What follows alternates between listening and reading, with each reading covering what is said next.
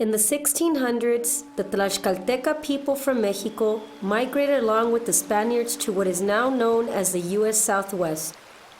During this time, the Indo-Hispano community settled along the Rio Grande.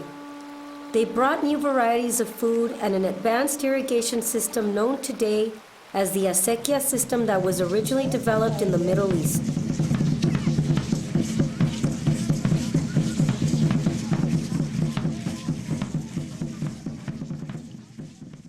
So what makes the valley green are the acequias and the river. And so the gente back then went ahead and dug these acequias. Was the first thing that they did in order to regar these terrenos, grow corn, beans, squash, also the foods that the Europeans, Spanish brought that were different from the native population. Since its introduction, the Acequia system has been used by New Mexico communities for over 300 years. This system continues to be used in small-scale farming, to grow foods for families and local communities, and is also used in raising livestock. The Acequia system, to a large extent, sustains the ecosystem of the region by providing a precious water resource.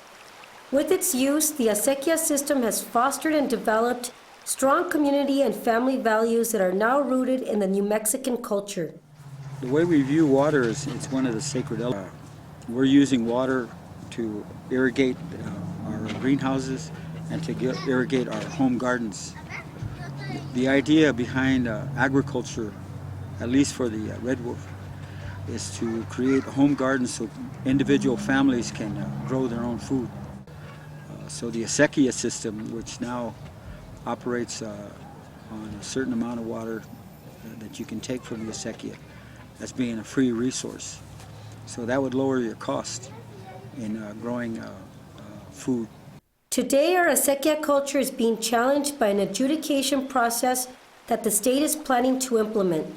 This adjudication process will transfer water rights from rural to urban areas.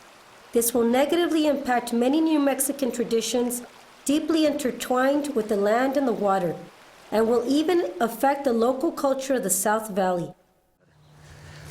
What's happening now, though, is that after almost 300 and some years of irrigating these lands, now the water rights are being threatened because if you don't irrigate your land, then the state can take your water rights back.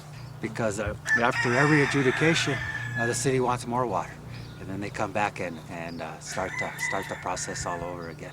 So it's a continuing battle to keep the water, keep the land, and provide that legacy to our children. Big corporations and the boom in the construction of tract homes in the South Valley are speeding up the adjudication process.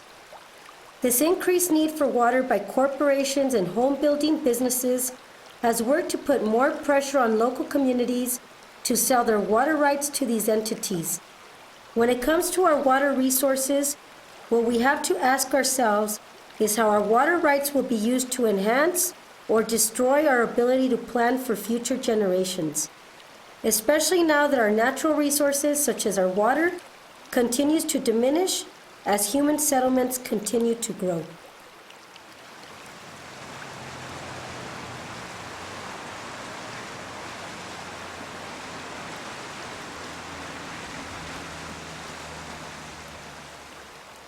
Water means life. Without water, we cannot live. Yeah. Period.